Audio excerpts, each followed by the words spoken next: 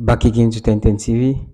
Another very well measured performance yesterday from the Gunners as they faced the Foxes, that's Leicester City.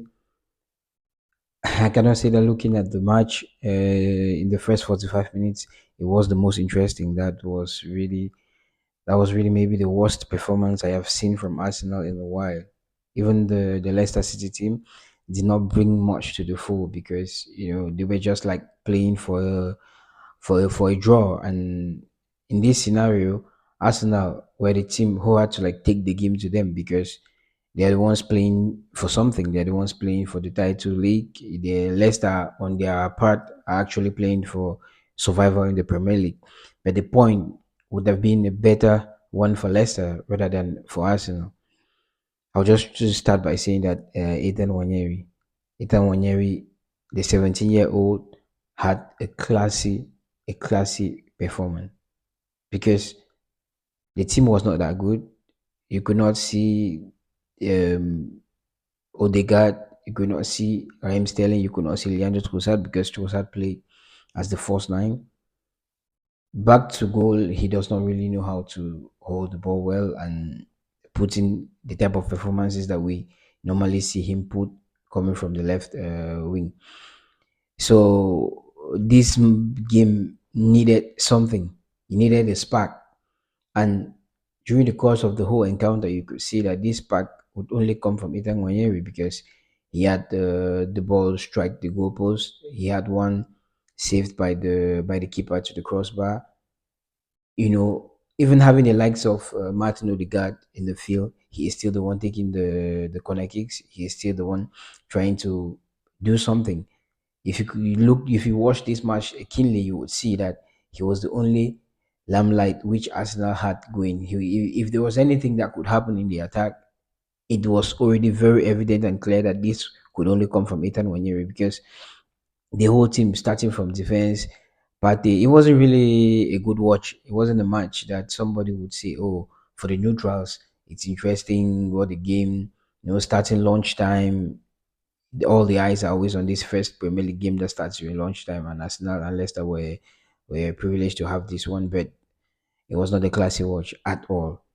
But looking at the game, this is something that Arsenal had to win by all costs. So as the attack line is already very, very thin, there were just hopes that maybe the midfielders, the likes of Thomas Partey, Martin Odegaard, Declan Rice, they would just do something.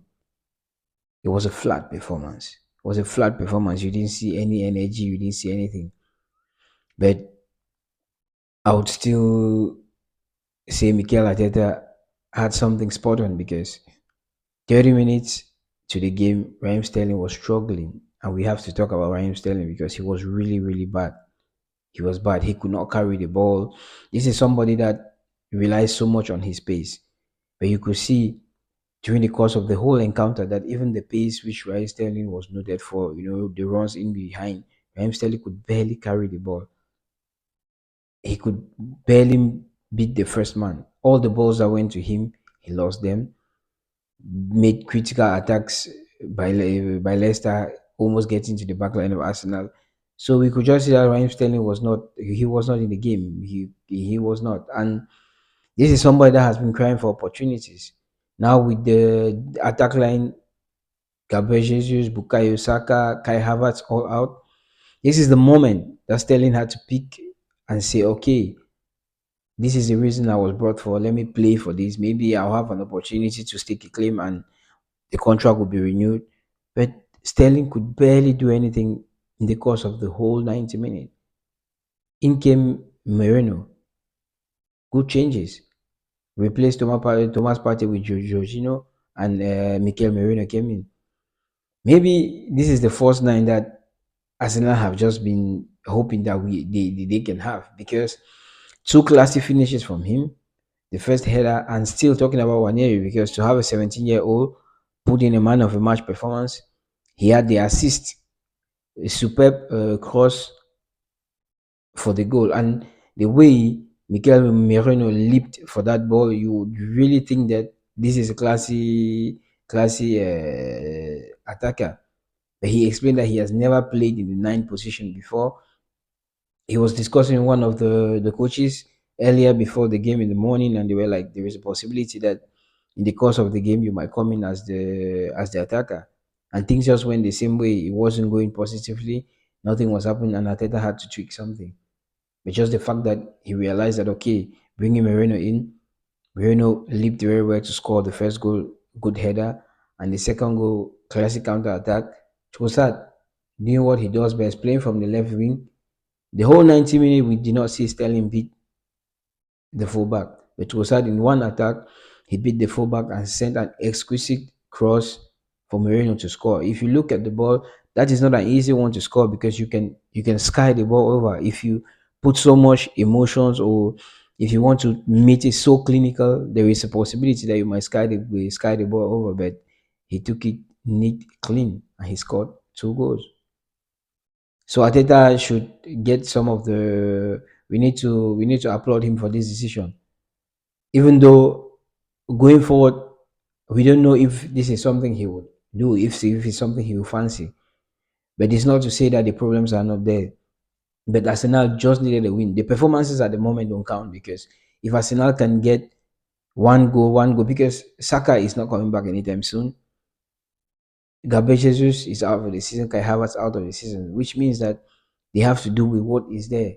So if everybody can, chip in with a couple of goals. Merino came in, scored two. He said that's the third time actually he's scoring a brace in his whole career. The last time he did so was 9 years ago when he was still playing for Espanyol. So you can see that this is a player. If it comes to the worst, he would be able to come in and support in this makeshift attack. It's nice. So everyone is looking out at West Ham. What are they going to do? What is the team going to? What performance are they going to put?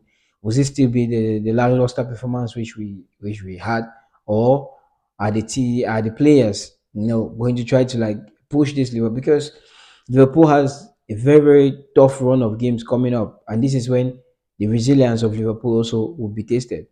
Liverpool have to play Newcastle. They have to play Manchester City. There is a possibility that they might drop some points.